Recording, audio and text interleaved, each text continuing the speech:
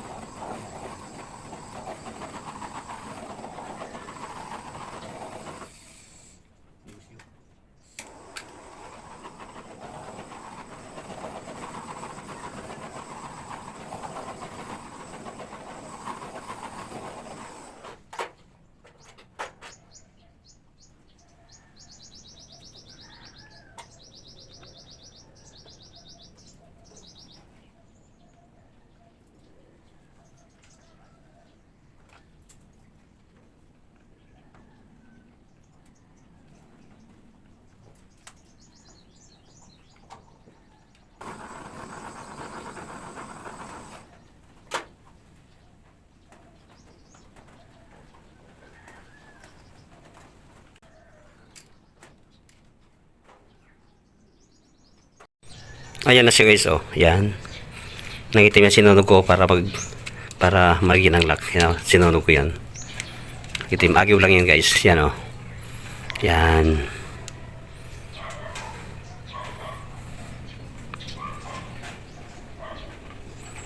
Yan. Tara guys, akyat tayo.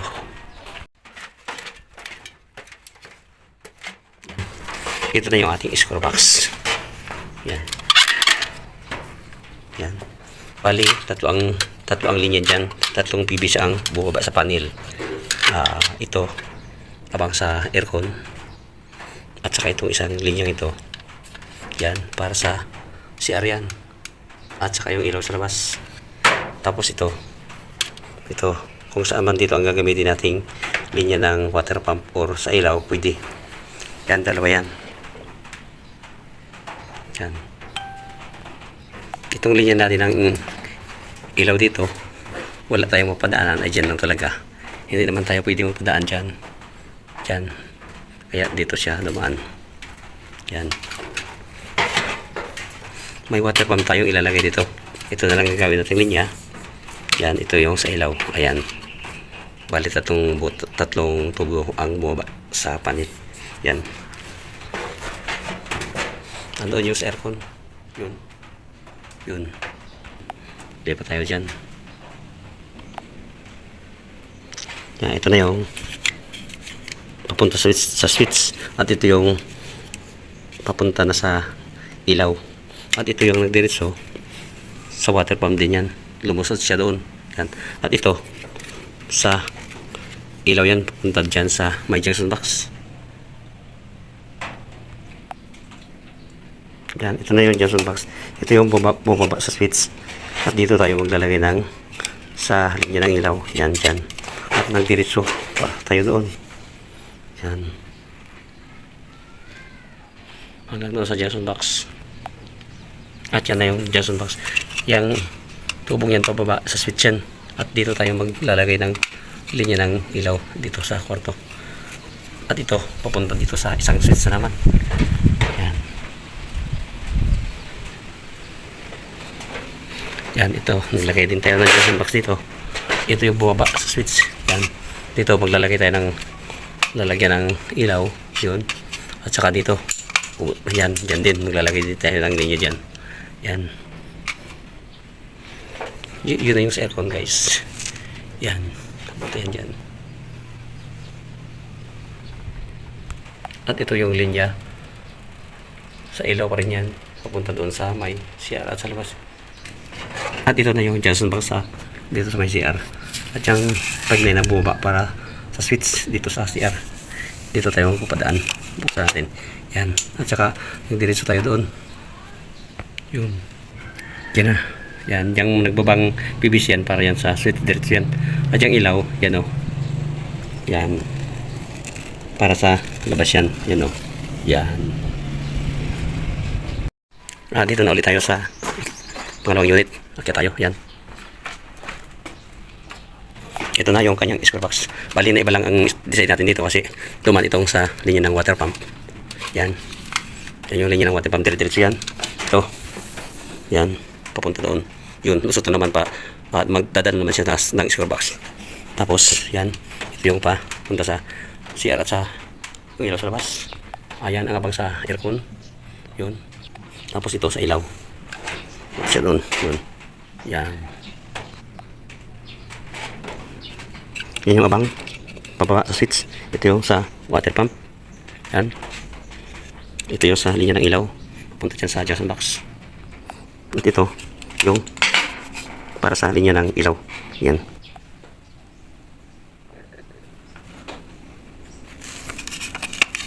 Bumaba sa switch. Yan yung sa linya ng ilaw. Ito diretso doon. Yan. Bumaba sa switch. Yan yung sa linya ng ilaw. Ito. Para naman dito sa sala. Yan. May junction box yung bumaba para sa switch. Yan. Ito. Sa ilaw dyan. At ito. Dito naman. Yan. Yan yung papunta sa CR at sa ilaw sa labas. Yun, hanggang doon sa junction box. Ito. Yan yung pipe papunta sa switch. At dito yung sa linya ng ilaw yan. Diretso doon. Yan, may bumaba ng part dyan para sa switch. At yung isa para sa ilaw. Yung dyan sa labas. Yan. Ito yung lalagyan natin ng panel board. Tapos lalagyan natin. Yan.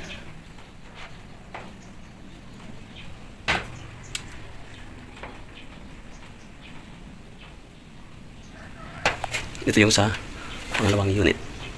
Yan. Ito yung sa pangatlo guys. Akit tayo.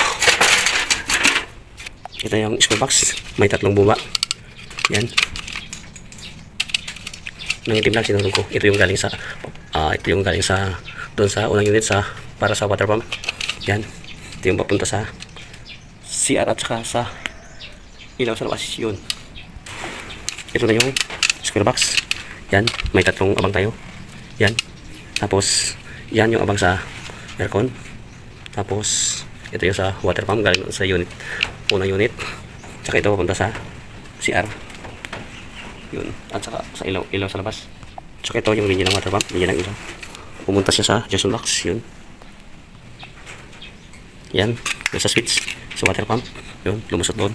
Ito. Sa linya ng ilaw. Punta dyan sa junction box. Yan. Yan yung bumaba para sa switch. Dito yung sa linya ng ilaw. May butas. Diretso doon.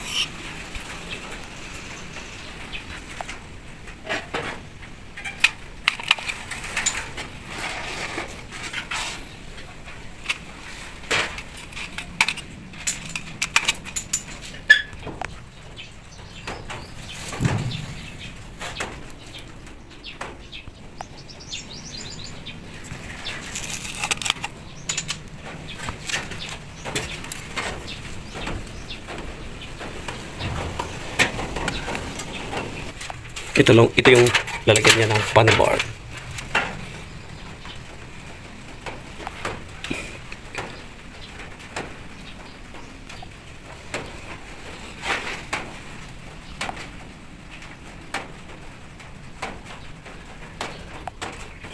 Pangatlong unit ito guys. Bali ito na yung panghuli guys. Yan, halos walang pinag-iba ang design ng layout natin kasi sinunod natin yung plano. Discarded ko na lang ng yung una talaga ang plano ko dyan sa taas ipapadaan. Mas maganda pa pala yan. Sa beam tayo nagpadaan. Yun, akit tayo doon. Ito nga pala ang lalagyan ng panel boards. Yan. Ito sa motor. Yan. May linya lang pala ng water pump guys ay yung sa unang unit. Yun ang pinakang kwarto ng may-ari. Yan, ito. Sa aircon. Tatlong abang. Dalawa lang mga gamit kasi wala na tayong water pump dito. Yan. Yung sa isa lang. Ito, yung linya sa CR. Ito nga pala yung sa ating water pump. Yung linya nga pala ng water pump guys, doon lang sa unang unit yun. Sa may-ari yung kwarto. Ito sa aircon. Abang lang yan guys, aircon. Maganda yung may abang. Kung maglagay ay may abang na. Tapos, sinunod lang naman natin yung sa plano. Ito, punta sa CR at ilaw sa labas. Yun. So ito, linya ng water pump. Maganda yan, dadaan lang yung wire dito para hindi na tayo mahirap magsuot. May ano siya, may hihilahan. Saka ito yung linya ng ilaw. Nagpunta yan sa junction box. Yun. Yan.